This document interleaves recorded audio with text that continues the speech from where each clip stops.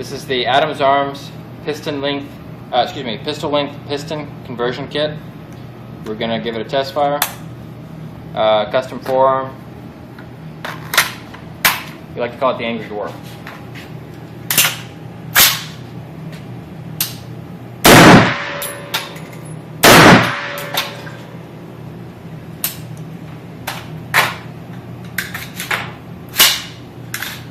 Clear.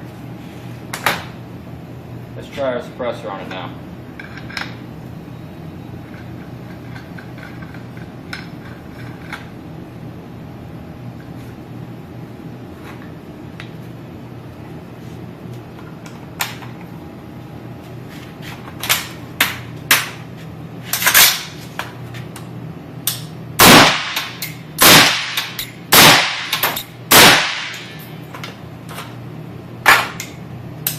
And that is without the setting on the gas for suppressor.